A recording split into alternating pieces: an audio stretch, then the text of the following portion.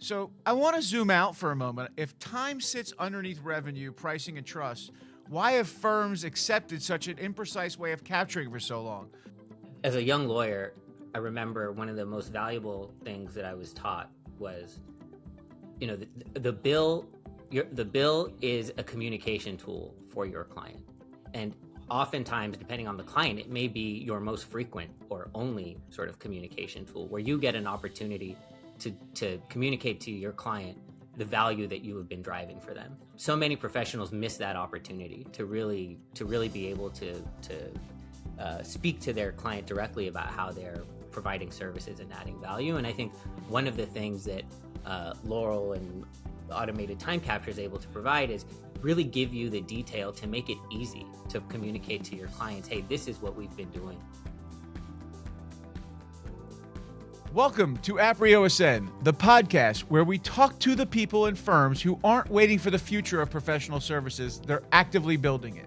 I'm Jordan Fladell, and today's conversation is one I've been looking forward to. We're talking about time, not scheduling, not productivity hacks, time as a genuine strategic asset. The kind of asset that when you start treating it right, changes your revenue, your culture, and your competitive position. To explore that tension, I'm joined by Allie Coleman, tax partner and Northeast technology leader at Aprio, a firm that's made a significant long-term investment in AI and in intelligent automation and is actively rethinking how work gets done. And Chris Ramos, Chief Strategy Officer and General Counsel at Laurel AI, who works at the intersection of technology and professional services, focused on how firms capture, analyze, and learn from how work actually happens. This is Aprio Ascend. Let's get into it. Allie, let's start with you. Who are you, and what does a real day in your world actually look like? Hey, Jordan, thank you for having me. I'm a tax partner at Aprio, and I work primarily with technology companies. In a world where pretty much every company identifies as a tech company, we see ourselves working with pre-revenue startups all the way up to large public multinational businesses. What does a day in the life of Allie look like? I would say that kind of depends on the time of year. Right now, I'm in the middle of tax season, so I'm doing a lot of heads down technical work. But if you ask my kids what I do for a living, they think I talk on the phone. So I would say it's a healthy combination of both. A lot of my time is spent being on the phone with my clients. My favorite part of my job is being strategic.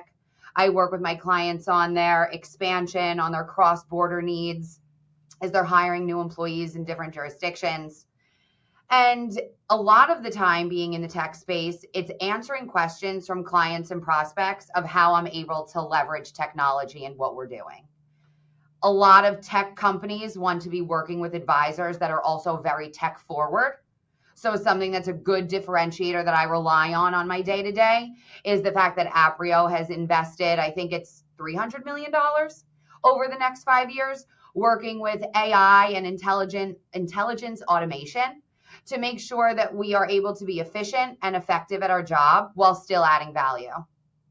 Awesome, Allie. Well, it sounds like you have a busy day. Chris, from your seat, how do you describe the work you focus on at Laurel AI? I'm the Chief Strategy Officer and General Counsel at Laurel. So a lot of my time is spent at the intersection of law, strategy, and technology. I talk to firms a lot about how they're pricing work, how they're thinking about resourcing, utilization, and really driving client value across all of their engagements. And you find pretty quickly that a lot of professional services firms and sort of knowledge organizations in general are making those kinds of critical business decisions on really incomplete information. And time is usually at the center of that. So that's where I spend most of my time these days. Well, that's fascinating. So we have a conversation today between a CPA, a lawyer, all involved in technology. So Allie, let's talk about that lived experience. When people talk about time and data, it can sound like an abstract. What does it actually feel like on the ground from someone who's doing the work? Yeah, so time entry is probably the least favorite part of my job, and I do not think that I stand alone in that in the public accounting space, or for anyone really that has to keep track of their time by client. If you think about, I just went through a very high level of what a day in my life looks like. So it can go from a scheduled client call, that's a meeting on my calendar, to a client calling my cell phone with an urgent need because a deal is closing in the next week, to a staff coming into my office asking for a technical question in the middle of busy season. And what happens is your day goes, you're working in busy season for long hours. And at the end of the day, I need to remember what I did. I don't remember what I had for lunch that day, let alone how I started my day. So oftentimes I find that when you're putting your time in, it's something that's a necessary evil. And it really, you lose the value in what you're doing when you're putting in your time at the end of the day. Or oftentimes, if we're calling it what it is, some people just do it at the end of the week. So yes, I can very easily go into my calendar and see that I had a half-hour meeting with a client. But where do I have memory, or how do I articulate the prep time that went into that? The fact that we were strategizing, researching, doing modeling, figuring out what the best solution was.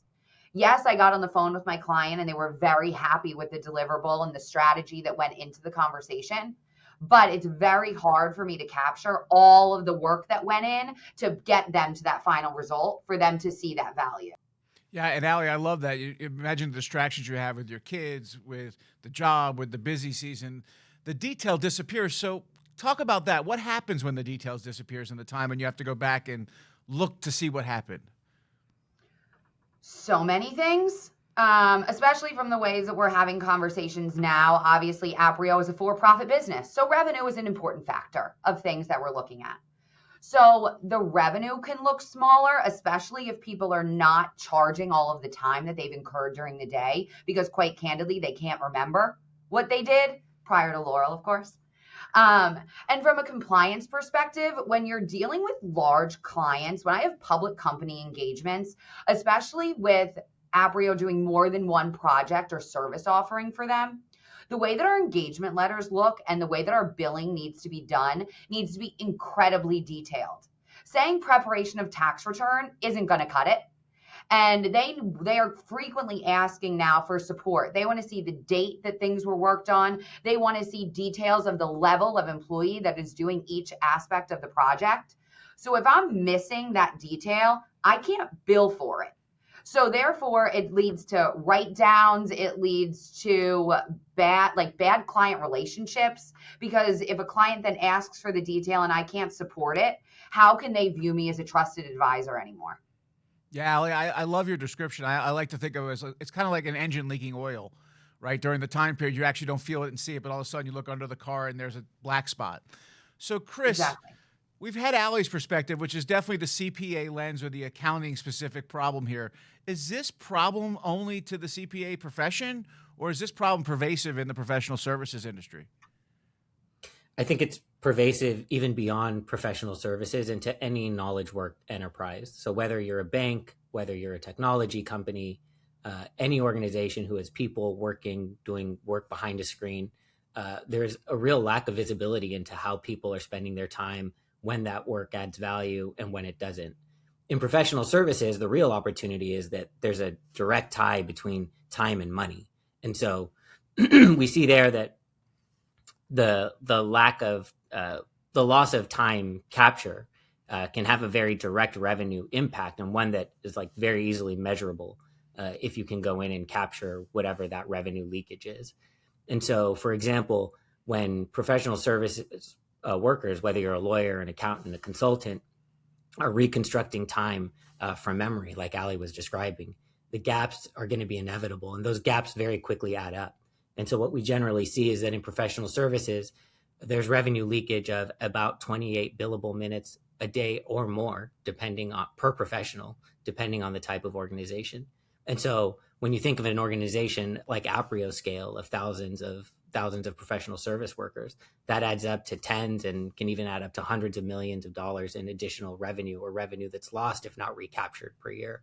And that's not a forecast. That's actual revenue to the bottom line. That's actual client value that's being delivered, but none of that is being captured by the organization. Wow. Just a daunting number, $42 million, I think you referenced there. Allie, is this purely a revenue story, or is there more to it than revenue?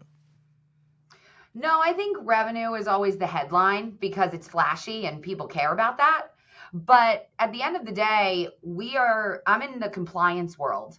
So when my clients are coming to me and I'm looking to do my billings in order for us to get paid for the work that we're doing, there is a lot of regulation that my clients they have a lot of parameters that I need to fall into when I'm doing my billing.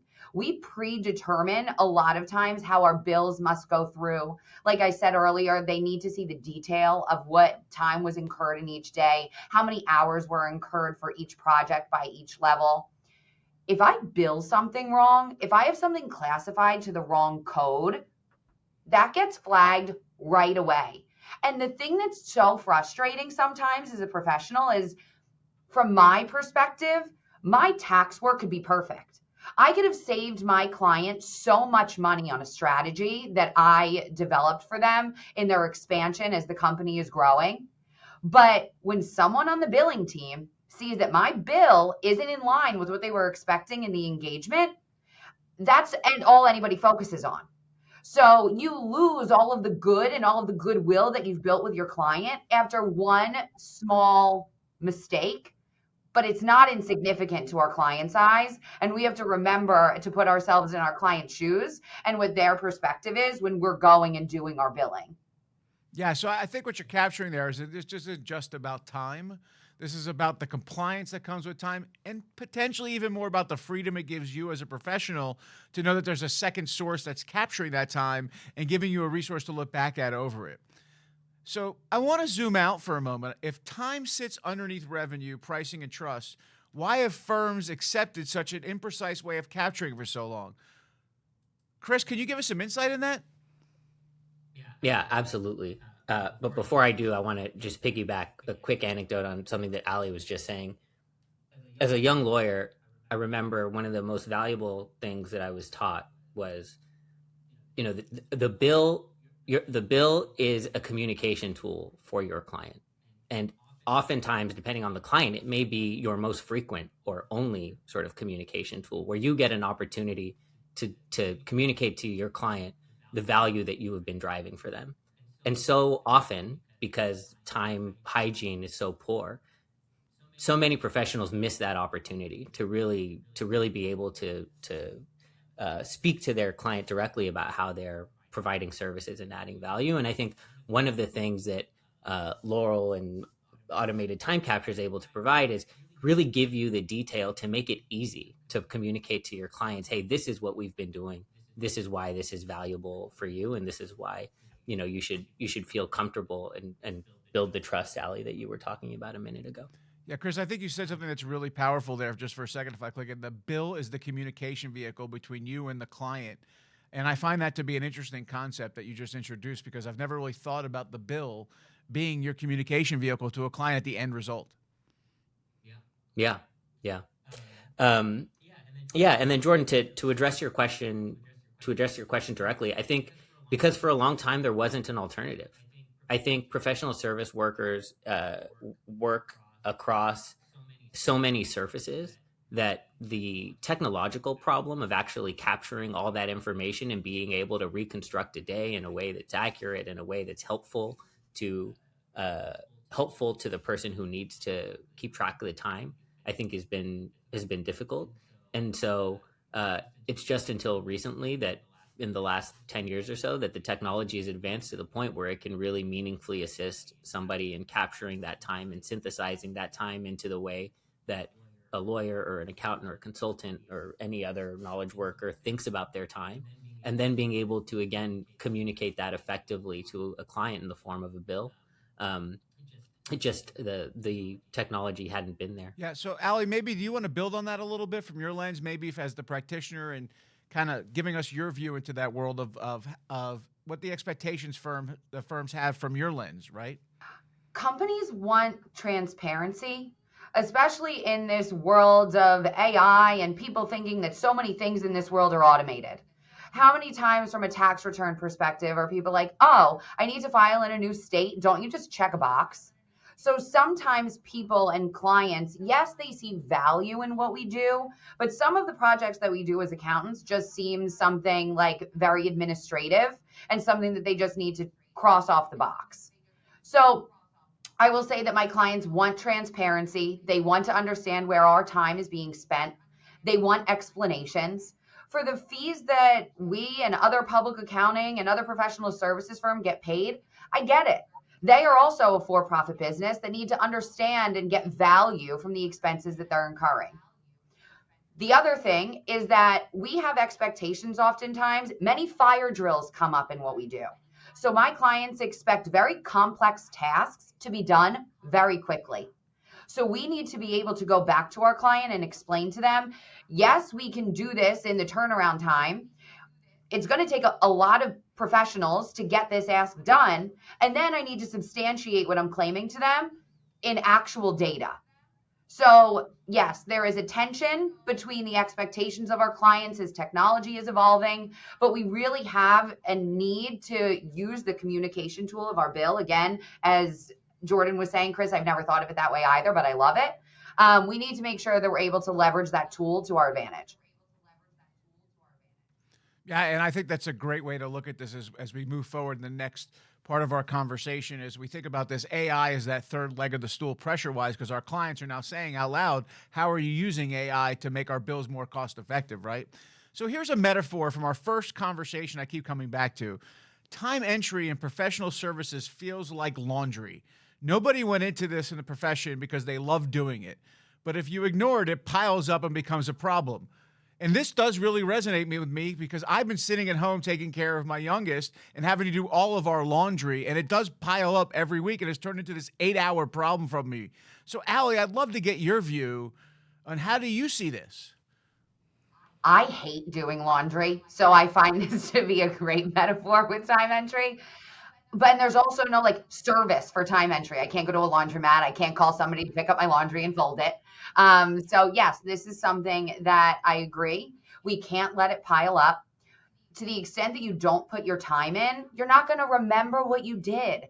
And therefore, you're going to miss time captured. And not to rehash all of the conversations we've just had over the past few minutes, but you miss so much value by not putting in your time, by shoving it under the rug.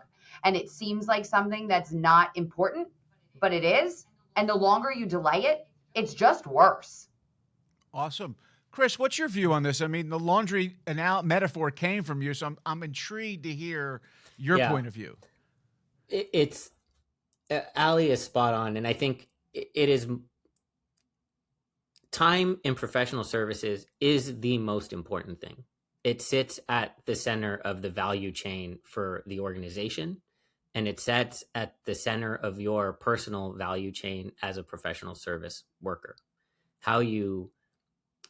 Time is how you communicate to your organization. It's how you communicate to your client what it is that you are doing.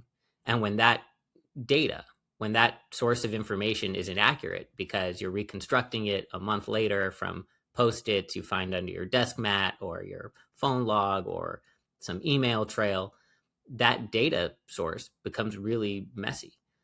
Now, nobody becomes a CPA or an accountant or a consultant to keep time. And that's where the rub is here. It's laundry in the sense that it's a necessary administrative task, but it is the most valuable thing that we do as professional service providers. And so I think that's why it's critically important that we arm people like Allie with the tools to be able to go out, focus her time on the creative, judgment-based work that she does, but really give her the equipment to be able to keep accurate time, communicate to the organization what it is that she's doing, and then communicate to her clients what it is that she's doing that's providing value to them.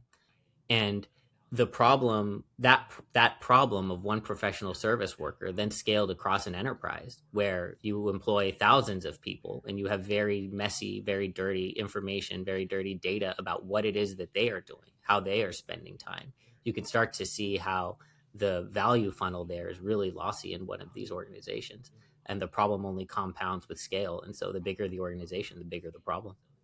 Yeah, and I think you did a great job there. And I'll bring up the dirty data part, because to me, it'd be like someone going to a meeting, not doing their laundry, showing up with dirt on their clothes and a stench to it, and expecting the person not to react with a negative reaction. So tell me, is this where the platforms like Laurel come into the picture right here to help us solve our dirty laundry problem?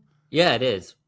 It is. One of the things that a tool like Laurel can provide is accurate information as to exactly how a knowledge worker or professional service worker is spending their day. And by being able to capture that information, by being able to synthesize it effectively to make the process of time entry efficient for someone like Allie, and then communicate again how they are providing value to their clients in an accurate and compelling way, we're able to solve this problem of the laundry. We're able to create a very accurate data set for organizations like Aprio to help them understand, hey, where are my people spending their time? Where are my engagements staffed appropriately? Where are we delivering? Where are we sort of being?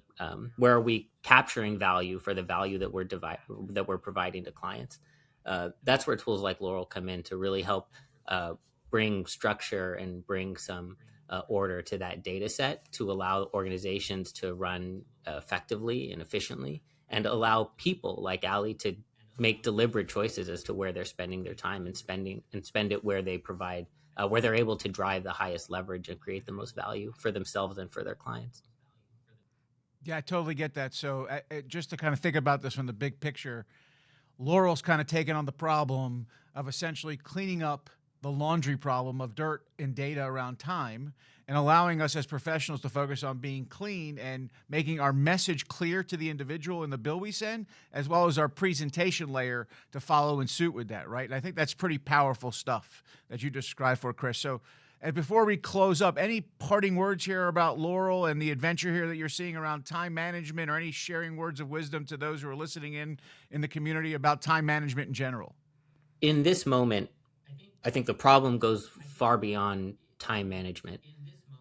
I think we're at a point where AI is a sea change in the way that professional service people provide, how they provide their services, and the way that knowledge work is done altogether. And so organizations and individuals who are really thinking hard about what is the work that they do that is creative, that requires an exercise of judgment, that is a truly human exercise, one where they provide unique value, and what are the kinds of work that they are doing that can be, I think of it as, work that is more sort of commoditized, right? Work that may be ripe for automation or for being done in some other way. I think tools like Laurel helping people understand their time, helping people understand their work and how that work creates differentiated value or not. I think this is just really a critical moment for everybody to be asking themselves, hey, how can I rethink the way that I'm working, the way that I'm spending time, the way that I'm creating value? How do I think about how to sort of price that value for my customers? And do I have the right information to be able to even do that? I think it's a moment where we should all be asking ourselves that question. And Allie, one final question for you. For all our practitioners like you who are listening and now about to adopt Laurel AI to track time, what advice do you give them moving forward? Use the software. It's amazing. Use the tool. I feel like it saves so much time, and the way that Laurel is so intuitive, and the fact that it truly is AI and it learns, it will know that if I'm working on the same project, if I have a call with the same manager 3 days in a row, it will know on the second entry, it'll suggest, hey, is this the client you want to hit? Yes. It's so great. It knows when I'm in certain Excel files for a certain period of time. It really allows you to kind of thoughtlessly go throughout your day and not think in the back of your head, oh, I hope I remember to put this down, that I did this today. It does the work for you. So I think, yes, with Laurel, but with all other technology tools that we're adopting in the professional services industry, be open to it. Change is a good thing. It allows us to do the parts of our job that we like to do more. So that would be my takeaway and advice to the other practitioners that are adopting Laurel and other AI technologies. Use it, because the minute you start to adopt it and believe in it, you'll definitely see the value. Allie, Chris, thank you both for joining us and for such a thoughtful conversation. And to everyone listening, thanks for spending your time with us. If you enjoyed this episode, be sure to follow Aprio Ascend wherever you get your podcasts so you don't miss what's next. Until next time, go have your Ascend moment.